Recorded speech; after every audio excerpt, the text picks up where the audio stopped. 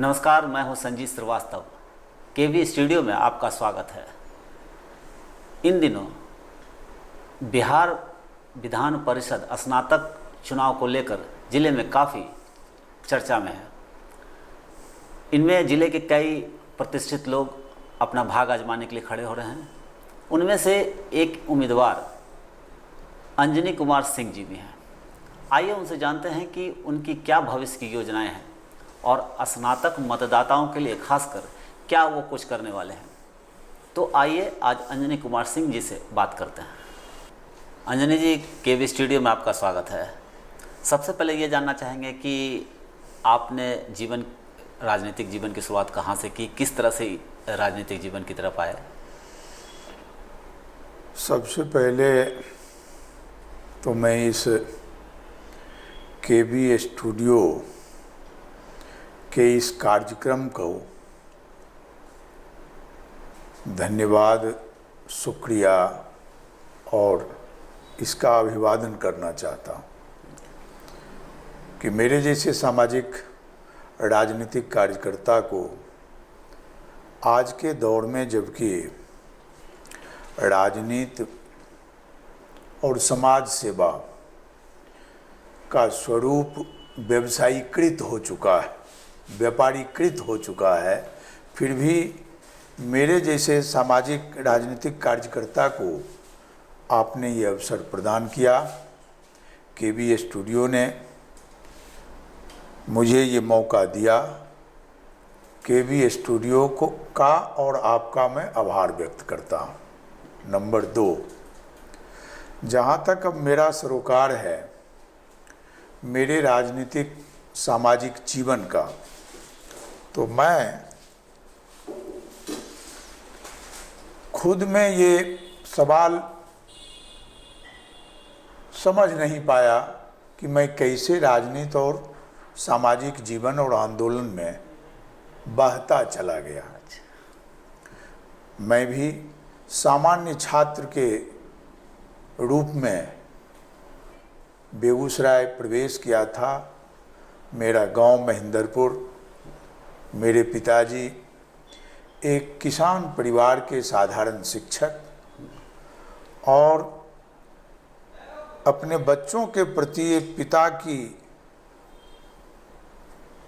के अंदर जो एक सपना होता है, उसी उद्देश्य से हम लोगों को ऊंची शिक्षा की ओर भेजने के लिए बेगूसराय भेजे। 77 में मैं कॉलेज में दाखिला लिया था और मुझे फेस करना पड़ा। उस समय देश लोकनायक जयप्रकाश नारायण के छात्र आंदोलन के सामने देश खड़ा था। भ्रष्टाचार और एकाधिकारवादी गैर लोकतांत्रिक खतरों से देश जूझ रहा था और मेरा छात्र जीवन कॉलेज की ओर था। मैं एक सामान्य छात्रगत भावना से उस आंदोलन में एक छात्र के रूप में सिर्फ शिरकत किया। कोई ज़्यादा रोल मेरा नहीं था, लेकिन शिरकत किया था। कॉलेज में आने के बाद मैंने महसूस किया कि बेगूसराय का जो स्कोप है शिक्षा जगत में, इसको भागलपुर विश्वविद्यालय के अंतर्गत और बाद में मिथिला विश्वविद्यालय के अंतर्गत भी इसकी संभावनाओं के विकास के साथ लगभग सौतेला व्यवहार किया जा रहा है। अच्छा।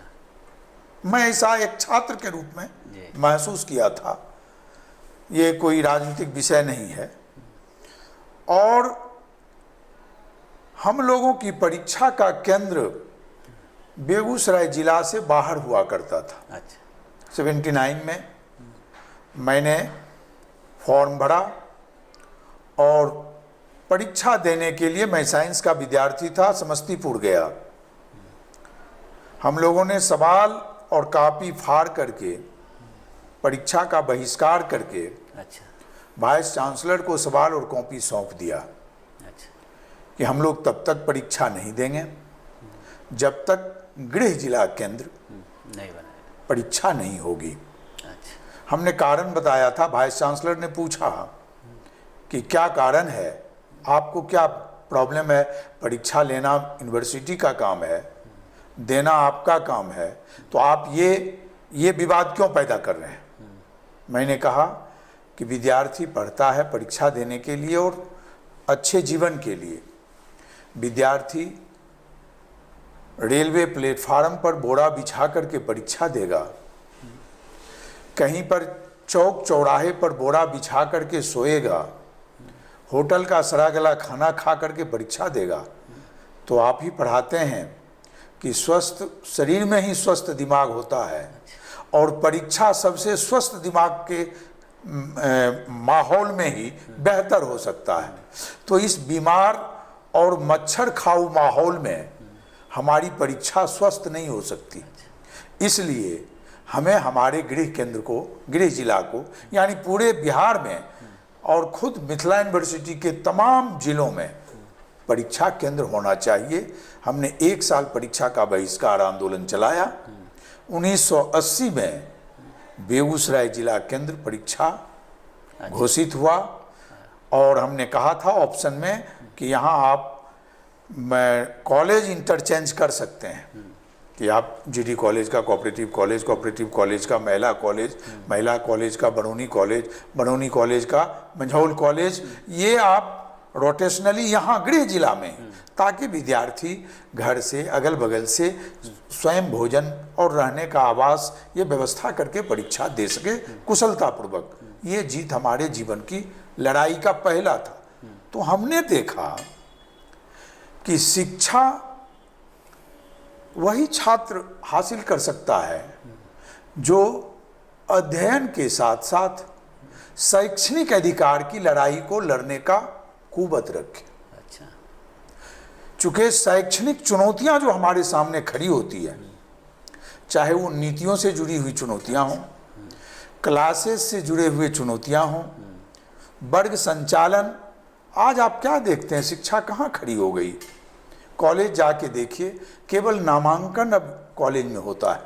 सही बात। क्लासेस, ट्यूटोरियल्स और उसका जो सावधिक परीक्षा होता था, पीरियोडिक मूल्यांकन होता था, प्रैक्टिकल वगैरह, ये सारी चीज़ें आज इतिहास का विषय हो चुका है। शिक्षा रसातल की ओर है और इसके लिए हम जो महसूस करते हैं व्यक्तिगत रूप से, छात्र जीवन से, जो मैं संघर्ष की धार में बहता चला गया। 82 में जब मैं ग्रेजुएशन का छात्र था, उस समय के हमारे प्रिंसिपल प्राचार्य थे जीडी कॉलेज के डॉक्टर सकलदेव नारायण शर्मा। मैं साइंस का विद्यार्थी था, लेकिन मेरे संघर्ष की अभिरुचि को देख करके स्पेशली मुझे उन्होंने इकोनॉमिक्स ऑनर्स उन्होंने दिलवाया था। अच्छा। मैं मैथमेटिक्स ऑनर्स की ओर जा रहा था। अच्छा।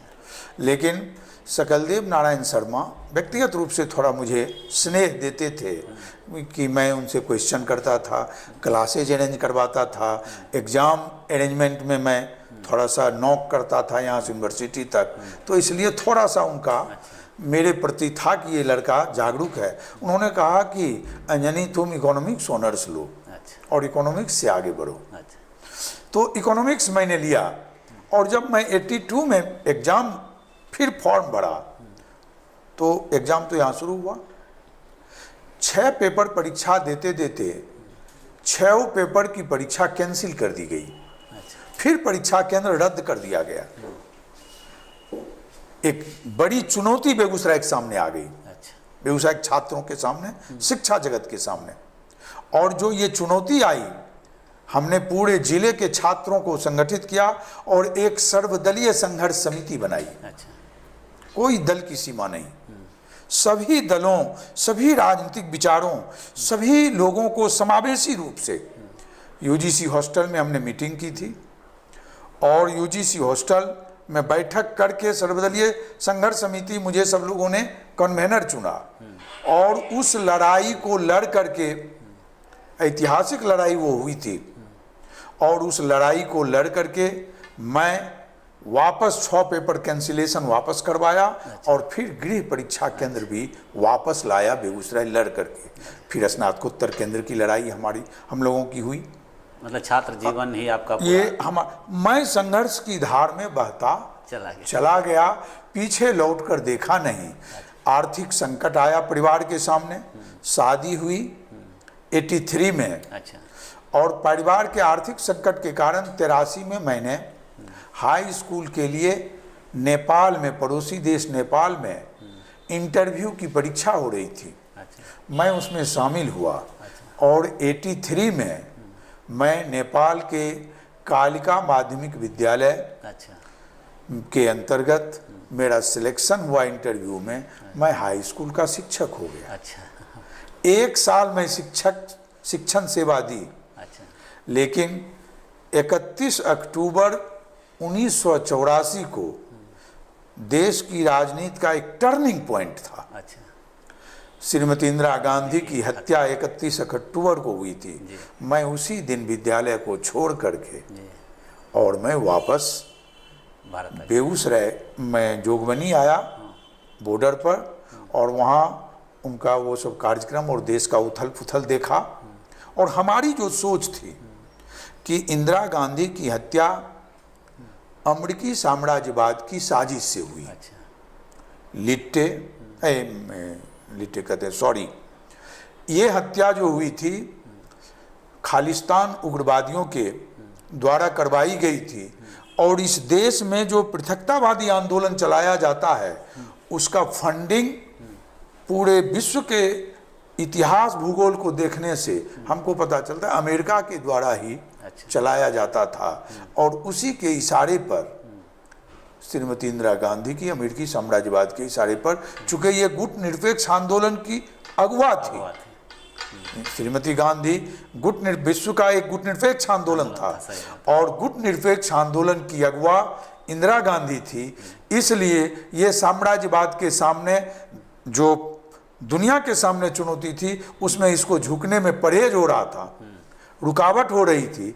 उसी रुकावट के धमकी के रूप में भारत को ये चुनौती दी गई थी कि तुम्हारे प्रधानमंत्री भी महफूज नहीं हैं, तुम्हारे प्रधानमंत्री को भी हम समाप्त कर सकते हैं। और तब उसके बाद देश में तो आज जो दौर चल रहा है हम लोग तो देख रहे हैं। तो हम राजनीतिक विषय की ओर जाना नहीं चाहते हैं।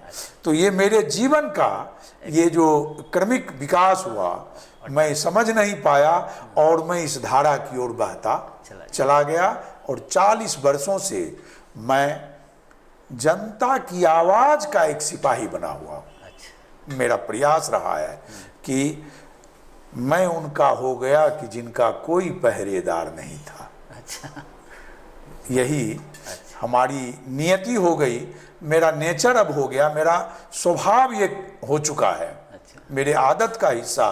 कहीं पर अगर जुल्म हो, कहीं पर अन्याय हो, कहीं पर गड़बड़ी हो, कहीं पर सवाल अगर उठती हो तो उस सवाल को लेकर के चलना, आवाज़ लगाना, यही मेरी नियति है। और इसी वजह से मेरे पूरे जीवन काल में मेरे ऊपर 1 दर्जन मुकदमे। अच्छा। और वो मुकदमा मेरा कोई पर्सनल नहीं है। सदर अस्पताल में आशा कार्यकर्ता के साथ कमीशन खोरी होती थी, जननी बाल सुरक्षा योजना में प्रोत्साहन राशि में, तो मैं उसके खिलाफ संघर्ष किया तो सिविल सर्जन मेरे खिलाफ FIR किया। अच्छा। धारा 353 के खिलाफ के साथ। फिर मैंने कलेक्टर साहब का घेराव किया तो धारा 353 वहाँ लगा। जब SDO साहब को जन वितरण प्रणाली में जो धांधली है उस धांधली के खिलाफ घेराव किया तो धारा 353 अंजनी कुमार के ऊपर।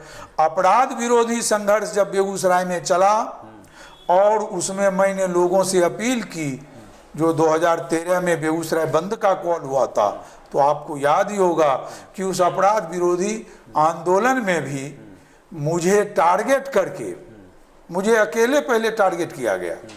मैं नुक्कड़ सभा किया, मुझ पर FIR दर्ज किया गया और नेक्स्ट डे 27 तारीख को मुझे हॉस्पिटल में एक कॉमरेड के इलाज में हम थे, वहाँ ब्लड का इंतजाम कर रहे थे। हालांकि मेरे गिरफ्तार होने के बाद उनको बचाया नहीं जा सका, उनको ब्लड नहीं मिल सका। मैं गिरफ्तार होकर जेल चला गया और वो सिमरिया चले गए। तो ये मेरा एक है लाइफ हिस्ट्री। अच्छा, अब इसको अब तो इधर आप बिहार विधान परिषद स्नातक क्षेत्र से चुनाव लड़ने के लिए अपनी दावेदारी ठोक रहे हैं। जी जी, जी। तो अगर स्नातक मतदाताओं को छोड़ के इस पूरे स्नातक समाज की बात की जाए तो क्या लग रहा है कि उनकी स्थिति अभी कैसी है? अब देखिए, यह भी मेरे स्वभाव से ही जुड़ करके ये सवाल मेरे सामने आया। मैं जब छात्र जीवन की लड़ाई लड़ रहा था शिक्षा जगत की कठिनाइयों के खिलाफ, तो उस समय मुझे आवश्यकता महसूस होती थी कि हमारा कोई एक सशक्त प्रतिनिधि हो जो हम छात्रों की आवाज़ को, शिक्षा जगत की आवाज़ को सदन में जोरदार तरीके से रख सके, चाहे वो सीनेट हो, सिंडिकेट हो या विधान परिषद हो। ये एक मंच था शिक्षा जगत का, और इस मंच से एक मुखर आवाज़ हो, क्वेश्चन उठे कि शिक्षा की ये दुर्गति क्यों, शिक्षित लोगों की दुर्गति क्यों, शिक्षण संस्थान की दुर्गति क्यों, शिक्षकों की दुर्गति क्यों, ऑन दी होल जो एजुकेशनल इंफ्रास्ट्रक्चर है, जो शैक्षणिक संरचना है, जो हमारे समाज या किसी भी समाज के विकास का सबसे मूल आधार उस विकास के उसके शैक्षणिक संरचना पर निर्भर करता है। और हमारे शैक्षणिक संरचना में जो कठिनाइयां थी, तो मुझे लगा कि सीनेट शून्य पर आउट हो रहा है, सिंडिकेट जहां विधान परिषद बैठते हैं, उसी दौर में मैंने देखा कि चूंकि मेरा साइड सब्जेक्ट पॉलिटिकल साइंस भी था, तो स्नातक निर्वाचन क्षेत्र नाम के विधान परिषद, विधान मंडल हमारा जो है, ये एक राजनीतिक संस्था है, विधायी संस्था है, जिसमें जनता के प्रतिनिधि चुन करके जनता के भविष्य का फैसला लेते हैं। हम इस बात से इत्तेफाक नहीं रखते हैं, जैसा कि क्वेश्चन में आपने या आज जो प्रचलन में है, किसी उम्मीदवार के भाग्य का फैसला या कोई उम्मीदवार अपना भाग्य आजमाने नहीं आते हैं। हमारी समझ इसके विपरीत है। ये जनता के भाग्य का फैसला का सवाल है, ये शिक्षा जगत के भविष्य के फैसला का सवाल है, ये छात्रों के भविष्य का फैसला का सवाल है। ये किसी उम्मीदवार के भाग्य भविष्य से कोई इसका सरोकार नहीं है। इसलिए कृपा करके यह हमारा आग्रह होगा कि ये शिक्षा जगत के भाग्य से जुड़े सवाल के रूप में इसको देखना चाहिए। एक, अब इसमें जो हमने शुरू किया, तो हमने देखा कि विधानमंडल है, इसका एक सदन है विधान परिषद, उच्च सदन, राज्यसभा के पैटर्न पर, जो संसद के 2 सदन, लोकसभा, राज्यसभा, उसी प्रकार से हमारे विधानमंडल के 2 सदन, विधानसभा और विधान परिषद। राज्यसभा भी उच्च सदन कहा जाता है, लोकसभा निम्न सदन। उसी प्रकार से बिहार विधानमंडल में विधान परिषद को उच्च सदन कहा जाता है और विधानसभा को निम्न सदन कहा जाता है। तो इस उच्च सदन में हमने संविधान की किताब को उल्टा पलट के देखा, तो संविधान के अनुच्छेद 169 से 212 तक में विधानमंडल के गठन, कार्य, शक्ति, उसकी विधायी शक्तियों की चर्चा है। अब इसका गठन कैसे होता है, हमने देखा कि विधान परिषद, उसमें साफ साफ संवैधानिक प्रावधान है, धारा अनुच्छेद 171 में, कि विधान परिषद कैसे गठित होगा। तो उस नंबर 1 कंडीशन तो उसमें ये है कि किसी भी विधानसभा के कुल सदस्य संख्या का 1/3 भाग अधिकतम और न्यूनतम 40 का सदन ही उच्च सदन विधान परिषद होगा। तो उसके हिसाब से वर्तमान में बिहार विधान परिषद का है 75। अब इसमें प्रावधान कहाँ से लोग आएंगे, विधानसभा वाइज तो क्षेत्र निर्धारित है, उसका गठन हो चुका है, वहाँ से एमएलए लोग चुन करके आ जाते हैं। तो फिर उसी क्षेत्र से तो विधान परिषद तो चुन करके नहीं आएंगे, आना भी नहीं चाहिए, और नॉमिनेशन भी नहीं रहना चाहिए, नॉमिनेशन भी अलोकतांत्रिक है। इसलिए ज़्यादा से ज़्यादा लोग इलेक्टेड होकर के आए। तो इलेक्टेड होने के लिए उसका क्षेत्र निर्धारित हो। तो संविधान ने ये प्रावधान दिया कि विधान परिषद के कुल सदस्य संख्या का 1/3 भाग विधानसभा निर्वाचन क्षेत्र से चुने जाएंगे। अच्छा। जैसे लोकसभा के सदस्य और विधानसभा के सदस्य मिलकर के राज्यसभा को चुनते हैं, उसी तरीके से विधानसभा के सदस्य 1/3 भाग विधान परिषद सदस्यों का निर्वाचन एमएलए लोग करते हैं, जिसका अभी चुनाव हुआ है सर्वसम्मति से निर्विरोध। वो जो 9 सीट निर्धारित हुआ है, तो वो 25 के खंड से आते हैं। सेकेंड, 1/3 भाग स्थानीय निकाय के जनप्रतिनिधि जितने भी हैं, अच्छा, चाहे वो वार्ड परिषद हो, चेयरमैन हो, जिला परिषद हो, या वार्ड के प्रतिनिधि गांव के हों, ये मुखिया हों, ये सारे लोग जनप्रतिनिधि, लोकल बॉडीज रिप्रेजेंटेटिव जितने भी हैं, वो मिलकर के चुनेंगे 1/3 भाग। तो वो 1/3 भाग चले आते हैं 25। अब 1/12 भाग शिक्षा के क्षेत्र से, 1/12 भाग शिक्षक निर्वाचन क्षेत्र से चुने जाएंगे। अच्छा। और ठीक 1/12 भाग स्नातक निर्वाचन क्षेत्र से चुने जाएंगे। ये एक संवैधानिक प्रावधान है, संवैधानिक संरचना है। अब इस संरचना में जब नाम निर्धारित हुआ स्नातक निर्वाचन क्षेत्र, शिक्षक निर्वाचन क्षेत्र, तो मटियानी विधानसभा है, बेगूसराय विधानसभा है, दरभंगा विधानसभा है, समस्तीपुर विधानसभा है, रोसड़ा विधानसभा है, विभूतपुर विधानसभा है, उजियारपुर विधानसभा है। तो ये सारे विधानसभाओं का जो गठन हुआ, तो उसका एक भूगोल है, उसकी एक सीमा है, और वहां के प्रतिनिधियों की सीधी जिम्मेदारी है कि उन क्षेत्र के जनता की जो बुनियादी समस्याएं हैं उस पर वो सदन के अंदर लड़ें, संघर्ष करें और उस क्षेत्र का विकास करें। नीतियों को बनाने में उस क्षेत्र का रिप्रेजेंटेशन हो। यही मेन संवैधानिक लोकतांत्रिक कंसेप्ट है।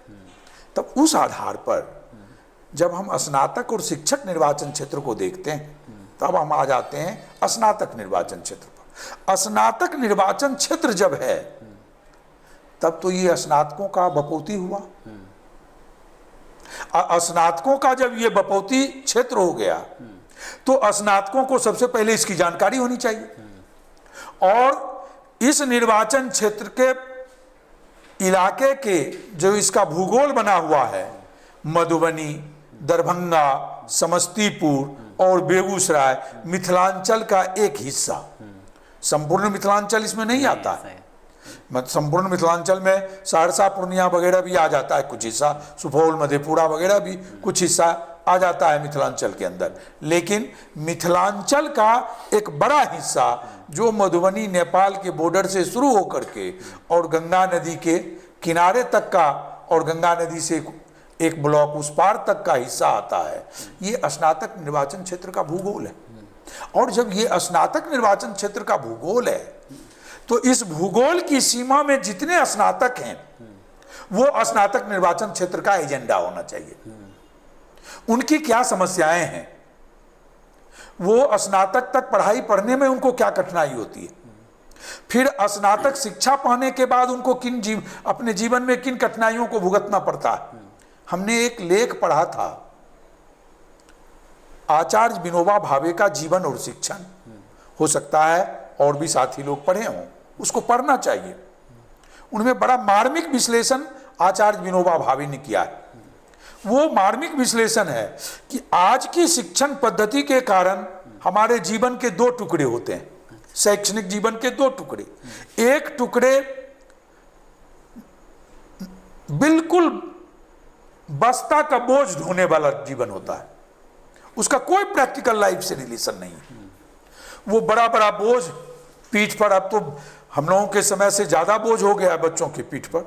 अगर देखा जाए तो बच्चों के वजन से ज़्यादा तो अभी आपको वर्तमान स्नातकों की क्या स्थिति अब मैं वही पढ़ा रहा हूँ, तो थोड़ा सा विषय जो है इतना है गंभीर कि वो शिक्षण पद्धति जो उसमें उन्होंने कहा कि जीवन में हनुमान कूद हो जाती है, और हनुमान कूद होती है तो जो प्रेमचंद बनने का सपना देखते हैं, जो आइंस्टीन बनने का सपना देखते हैं, जो गैलीलियो बनने का सपना देखते हैं, जो बड़ा बड़ा अफसर बनने का सपना देखते हैं, आईएएस आईपीएस बनने का सपना देखते हैं, वो सारे सपना कॉलेज के दरवाजे से निकलते निकलते नून तेल लकड़ी के फेर में वो सारे सपने ध्वस्त हो जाते हैं।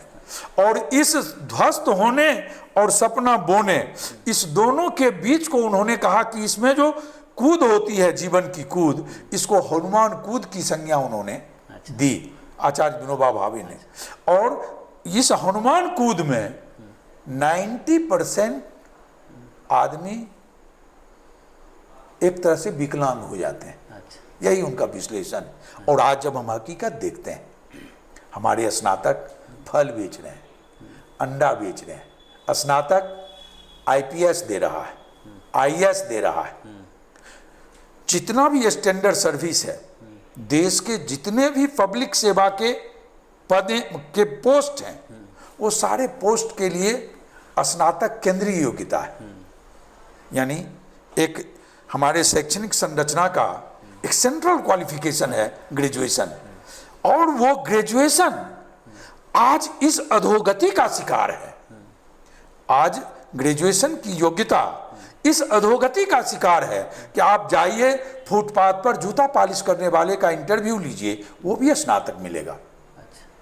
आशा कार्यकर्ता में जाके आप ढूंढिए, वहां स्नातक और स्नातकोत्तर मिलेंगे। आंगनबाड़ी सेविका में जाकर के आप ढूंढिए, वहां स्नातक और स्नातकोत्तर मिलेंगे। फल बेचने वाले दुकान पर जाकर के आप इंटरव्यू लें, स्नातक मिलेंगे। अंडा, फल, ड्राइवर, ऑटो, जीवन के हर क्षेत्र में बेरोजगारी की मार इतनी जबरदस्त उनके जीवन पर पड़ी कि वो आईएएस पैदा करने वाली योग्यता आज फुटपाथ पर खड़ा है 90%। और जब ये भूगोल है स्नातक का, कितनी दर्दनाक परिदृश्य हमारे सामने है कि ये 4 जिला का हमने सर्वे किया, मधुबनी, दरभंगा, समस्तीपुर और बेगूसराय का। औसत न्यूनतम हमने सर्वे करके निकाला तो प्रत्येक जिला में 4 लाख से ज्यादा ग्रेजुएट। अच्छा। एक जिला में 4 लाख, 4 चौक 16 लाख। और स्नातक निर्वाचन क्षेत्र को के बारे में जानकारी कितने लोगों को है? नथिंग। एलूफ, उदासीन, निराकार। गांव में घूम जाइए, स्नातकों को पता नहीं है उनके नाम से कोई निर्वाचन क्षेत्र है। ऐसी बात हो गई कि खतियान आपके बाप दादे हमारे बाप दादा के नाम से, और जोत रहा है कोई। अच्छा। जमीन कोई जोत रहा, खतियान स्नातक के नाम से है और स्नातकों को पता नहीं। पूछता है, हम लोग जब वोटर बनाने जा रहे थे, कौन सी नेताजी, ये कौन चीज छिके? नहीं नहीं नहीं नहीं, हमें ये सब वोटर नहीं, कोई जरूरी नहीं छिके। एलूफ है आदमी। तो कितने वोटर हैं अभी? अभी वोटर बने हैं बहुत भीड़ करने के बाद चौतरफा 1 लाख, माने 92,000 हुए हैं, अभी ऑनलाइन हो रहे हैं। अच्छा। 10,000 लगभग ऑनलाइन भी चारों जिला मिला करके, मतलब 16 लाख में मतलब 1 लाख ही वोटर। 1 लाख भी नहीं, 1 लाख भी ग्रेजुएट वोटर नहीं है उनके प्रतिनिधि।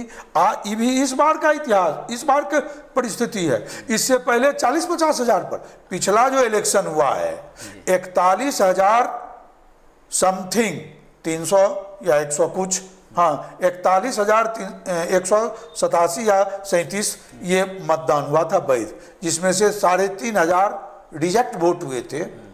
वैध वोट मात्र वही 37-38 हजार हुआ था।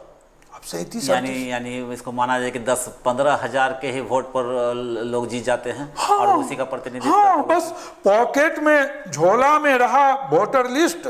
वोटर पहले जो होता था कि बैग में झोला में वोटर वाला फॉर्म अपने चहेते लोगों को, अपने इर्द गिर्द घूमने वाले लोगों को झोला में दिया, वोटर बनाया, ग्रेजुएट जाए भाड़ में, और हम विधान परिषद बनकर के सदन में मौज उड़ाएंगे। न तो ग्रेजुएट के क्वेश्चन से कोई सवाल है, न उनकी पीड़ा का कोई सवाल है, न कोई उनके जीवन से जुड़ी समस्या का सवाल है। इसलिए हमारे सामने हमने, चूंकि हमारा पूरा जीवन संघर्ष में और शिक्षा जगत के संघर्ष से ही हमारे जीवन की शुरुआत हुई, और जब संघर्ष में हमने जिन पीड़ाओं को, जिन दुखों को, जिन दर्दों को, कहा भी जाता है, देहात में कहावत है, जिसके पैर न फटे बियाई वो क्या जाने दर्द पड़ाई। एक बेरोजगार का दर्द वो कौन जान सकता है जो मौज और मस्ती का जिंदगी तो जी रहा। अभी अगर कहा जाए तो बेगूसराय, खासकर बेगूसराय जिले की बात करें तो यहाँ स्नातकों के लिए मतलब कौन कौन सी समस्याएं हैं और किस एजेंडा को लेकर आप अपने चुनाव क्षेत्र में जाएंगे? देखिए, बेगूसराय सहित पूरे मिथिला प्रभाग, मधुबनी, दरभंगा, समस्तीपुर, जिला अलग अलग भले है लेकिन सवाल एक ही है। क्वेश्चन मधुबनी के गांव में जब मधेपुर जाके देखा, झंझारपुर जाके देखा, जयनगर जाके देखा, बासोपट्टी जाके देखा, हम विभिन्न इलाकों में जाके मधुबनी देखा, तो देखा वही स्नातक बेरोजगार जिनके ठोर पर फुफड़ी, उनको चिंता है कि शाम में जाएंगे, पढ़ा लिखा इंसान है, पत्नी पूछेगी सब्जी लाए, ट्यूशन पढ़ा रहे, कोचिंग में है, 3,000 2,500 वेतन मिलता है, बड़े मुश्किल से जीवन बिता पाते हैं। कहने के लिए उनका लाइफ स्टाइल थोड़ा सा बदल जाता है, शिक्षित वाला, और परिवार की स्थिति उनकी वही रह जाती है। उस अवस्था में हमने देखा कि जिले के जो स्नातकों के सामने ये जो पीड़ा है, इसलिए हमारा पहला सवाल स्नातक निर्वाचन क्षेत्र है, तो स्नातकों से दूर क्यों हुआ गुमनाम स्नातक अपने निर्वाचन क्षेत्र से? इसका उत्तर हमको चाहिए इस चुनाव में।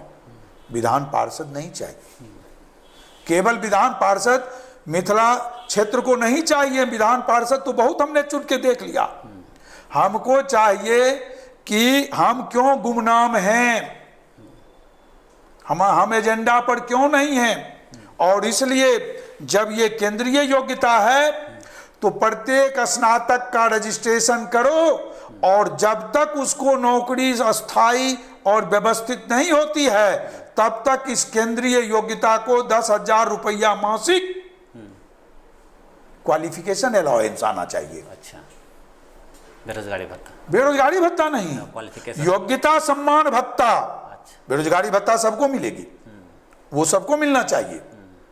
इसका नाम दिया जाना चाहिए योग्यता सम्मान भत्ता। और इसलिए योग्यता सम्मान भत्ता अगर मिलता है, इसके 2 फायदे होंगे। हमारा समाज सुधरेगा, समाज में रैंकिंग अच्छी होगी, और समाज शिक्षा की ओर अग्रसर होगा। आज हमारे समाज में शिक्षा से वितृष्णा हो रही है। आज कॉलेज कैंपस खाली हो रहा है, सरकारी संस्थान खाली हो रहे हैं, व्यापारिक संस्था बन रहा है शिक्षण संस्थान, उससे बदलाव होगा।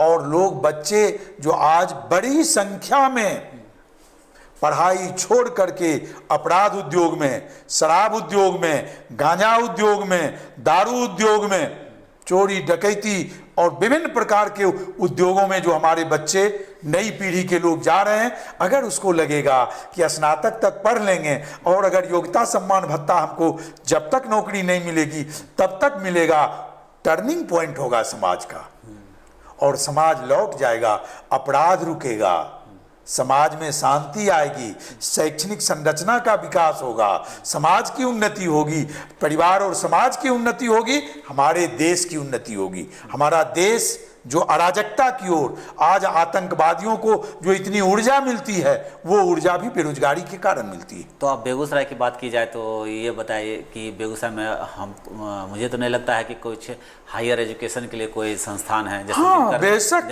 यूनिवर्सिटी। बेशक हमारा सवाल आपने हमारे घोषणा पत्र में देखा होगा, आप पढ़िए। हमारे घोषणा पत्र में हम 45 वर्षों की समीक्षा के साथ साथ हमने क्वेश्चन रखा है कि घोषणा हम जिस पर लड़ेंगे, हमने साफ साफ लिखा है कि पहला स्नातकों के सवाल पर, दूसरा कि बेगूसराय में तो हायर एजुकेशन के बारे में कहाँ हो? हाँ हायर है, वहाँ लिखा हुआ है। हायर एजुकेशन के बारे में है कि मिथिला पूरे चारों जिला के हमारे एजेंडे में होगा कि प्रत्येक जहाँ नहीं है जिला मुख्यालय में एक मेडिकल कॉलेज हो। अच्छा। नंबर 1। और बेगूसराय में पूरे बेगूसराय की जनता का जन का ये आंखों का सपना है। दिन में रात में हमेशा सोचते हैं कि दिनकर विश्वविद्यालय, जो दिनकर की धरती है, और दिनकर बेगूसराय की संपत्ति नहीं है, हमारी राष्ट्र का धरोहर है। दिनकर राष्ट्र कवि, दिनकर का एक था कि दिनकर जी ने ही, नेहरू जी एक बार जब लुढ़के थे, सीढ़ी फिसले थे, तो दिनकर जी ने उनको सहारा देकर के, साहित्य में इस बात की चर्चा है, और नेहरू जी को संभाल लिया था। और तब नेहरू जी ने कहा कि अगर दिनकर जी आप नहीं होते तो मैं फिसल के गिर जाता। कहा यही तो साहित्य की विशेषता है कि राजनीति जब फिसलेगी तो साहित्य उसको संभाल लेगा। और वो दिनकर, उसकी विरासत की ये धरती है। इसलिए न सिर्फ बेगूसराय के लिए ये आवश्यक है, बल्कि इस देश को दिनकर की विरासत को जिंदा रखने के लिए बेगूसराय में दिनकर विश्वविद्यालय की स्थापना हमारा केंद्रीय सवाल है।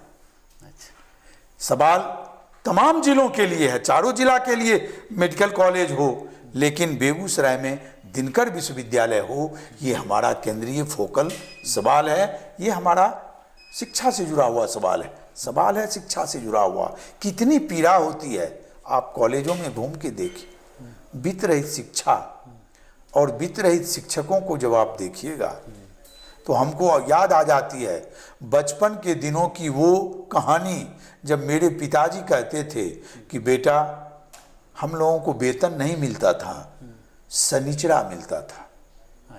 शनिचरा आज बच्चे नहीं जानते हैं।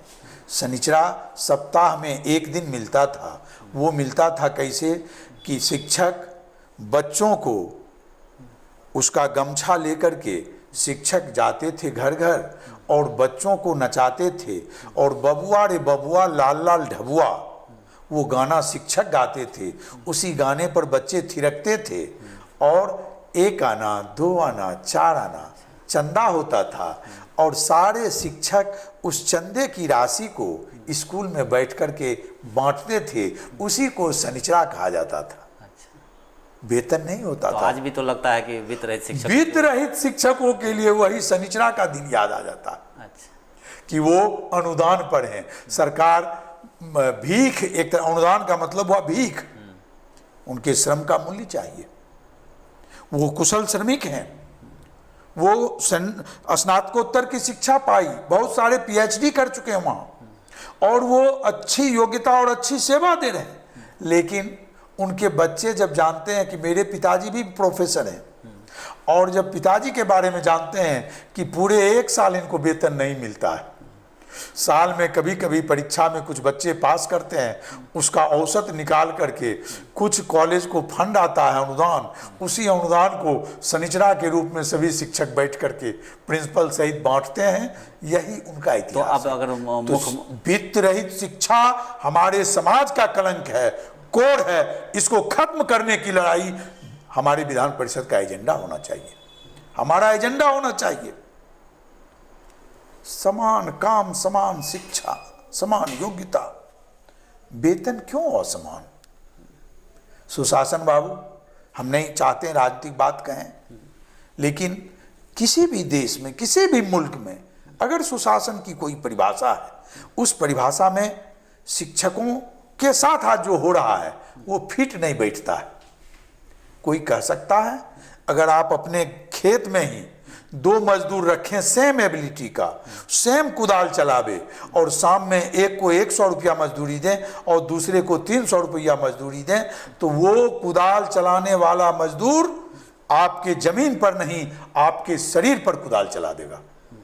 लेकिन बिहार में हो रहा है, एक ही विद्यालय है, एक को 22,000 से 29,000 और एक को 85,000, 75,000, 65,000 वेतन मिलता है।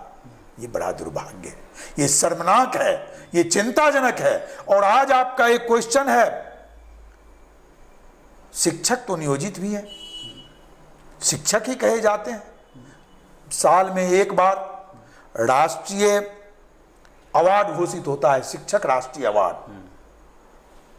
इस बार सरकार ने फैसला लिया, दुर्भाग्य है, शर्मनाक है। नियोजित शिक्षकों को उससे वंचित कर दिया गया, इनको शिक्षक नहीं माना गया कि नियोजित शिक्षक राष्ट्रीय शिक्षक अवार्ड पाने के हकदार नहीं होंगे। ये एजेंडा होना चाहिए विधान परिषद का, स्नातक और शिक्षक निर्वाचन क्षेत्र। तो ये तो आप खाली समस्या बता रहे, लेकिन इसको करेक्शन कैसे करेंगे, इसको कैसे ठीक होगा, इस पर भी हाँ, अब करेक्शन तो हमारे पास एक विजन होना चाहिए। आज राजनीति जब से व्यवसायीकृत, अपराधीकृत राजनीति हुई, अराजक राजनीति हो गई। अभी धर्म और जाति और अराजकता और पैसे के बोलबाला पर राजनीति टिक चुकी है। इसलिए इसको कहते हैं विजनलेस पॉलिटिक्स, हमारे देश में प्रचलन में आ गया। हमारे सामने एक विजन होना चाहिए, कैसे होगा। हमने कहा कि शिक्षा में सुधार होने के लिए एक करेक्शन का पॉइंट हमने दिया कि सरकार अगर अभी घोषित कर दे कि स्नातकों को 10,000 रुपया योग्यता सम्मान भत्ता मिलेगा, जैसे स्कूलों में फर्स्ट डिवीजन पास करने पर मिलता है, तो कुछ तो ललक बढ़ती है। उस तरह से अगर स्नातक जो बेरोजगार होगा तो लगेगा ना, स्नातक तक की शिक्षा तो हम पा ही सकते हैं कि स्नातक तक शिक्षा पाने के लिए तो ये योग्यता भत्ता है। ये करेक्शन है, करेक्शन भी करेक्ट विजन है। उसी प्रकार से हमारा प्रस्ताव है कि इस रूप में शिक्षा के करेक्शन के लिए एक बाजाप्ता प्रैक्टिकल करके, हमारे पास फंड की कमी नहीं है, देश के बड़े बड़े उद्योगपतियों पर, माफियाओं पर एक विशेष प्रकार का टैक्स लगना चाहिए, उससे सारी राशि आ जाएगी। एक विजन होना चाहिए, मतलब वो खाली शिक्षा पर खर्च हो। हाँ, एक विशेष प्रकार का टैक्स जिसका उपयोग केवल शिक्षा पर हो। वो एकदम होना चाहिए फिक्स, कि कोई उससे हिल डोल नहीं सकता। वो आम जनता पर नहीं हो, किसान मजदूर पर नहीं हो, वो हो कॉरपोरेट लोगों पर। इस देश में जो 150 परिवार इस देश के तमाम संसाधनों पर कुंडली मार करके जो बैठा हुआ है, उस पर चोट करना चाहिए और उसकी राशि को ला करके और समाज के विकास, चूंकि समाज से वो पैदा करते हैं। अभी आप जानिए कि मोबाइल के नेट के क्षेत्र में जो कमाई है, बेशुमार कमाई, जो इंटरनेट का जो क्षेत्र है, मार्केट है, इसमें कोई खर्च वर्च नहीं है और बेशुमार कमाई सेटेलाइट से हो रहा। इस कमाई का एक बड़ा हिस्सा शिक्षा पर जाना चाहिए। ये हमारा विजन, इसके लिए लड़ाई होना चाहिए। लड़ाई यही ना लड़ाई होगा कि how to create fund and how to arrange educational environment, माने उसको और हम कैसे इसको कन्वर्ट करें, अरेंज करें। तो ये क्वेश्चन, एक विजन होना चाहिए हमारे पास। भगत सिंह ने कहा था कि खैरात बांटकर, अनुदान दे करके और खैरात बांट करके समस्या का निदान नहीं हो सकता। नीति बनाने की जरूरत है, पॉलिसी बनाने की जरूरत है, अधिकार देने की जरूरत है। अभी आप देखते हैं, कहता है हमारी सरकार कहती है कि हम आप बहाली नहीं लेंगे, हमारे पास कुछ नहीं है।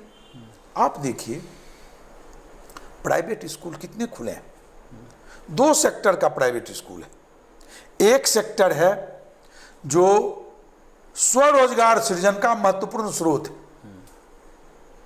आज इस लॉकडाउन में उसकी स्थिति नाजुक हो चुकी है, भयानक दौर से गुजर रहे हैं सारे लोग। हमारी मांग, हमने मुख्यमंत्री को पत्र भी लिखा। वो पत्र है हमारा कि तमाम जो इस तरह के निजी शिक्षण संस्थान हैं, उन निजी शिक्षण संस्थान को 1 लाख रुपया पुनर्गठन, पुनर्जीवन अलावेंस दो, इस लॉकडाउन अलावेंस। और वहां जो काम करने वाले शिक्षक हैं उसका कोई चीज नहीं, उसको कम से कम 6 महीना 10,000 रुपया महीना के तरफ रूप में लॉकडाउन भत्ता मिलना चाहिए। ये क्वेश्चन उठना चाहिए। तो विजन होगा तब तो। अब वहाँ क्या है, अब शिक्षा का व्यापार में बड़े बड़े माफिया लोग कूद गए।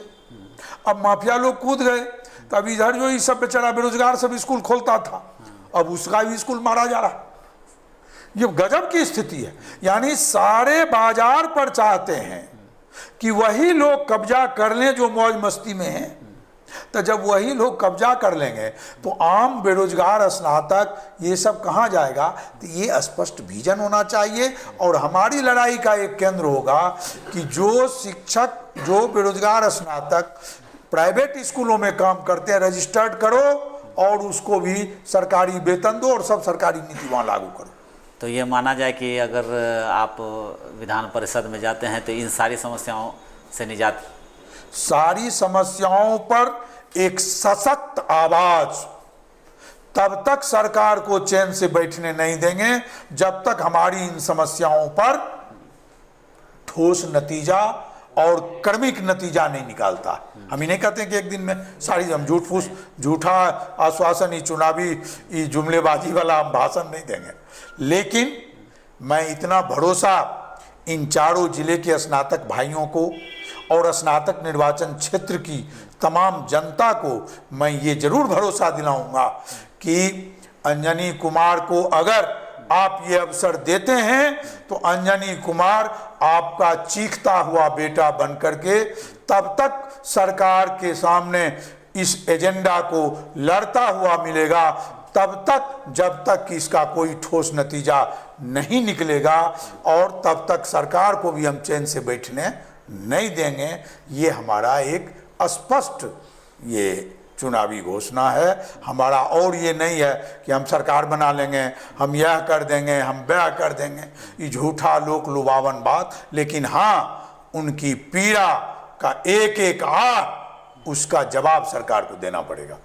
सरकार किसी की हो, सरकार जिसकी भी हो, हम इसको एक राजनीतिक मंच नहीं, सरकार जिसकी भी होगी उसकी छाती पर बैठ करके स्नातक प्रतिनिधि उसका अधिकार लड़ करके हासिल करेगा, वही स्नातक प्रतिनिधि कहलाने के काबिल होगा। मेरा यही सीधा सवाल है।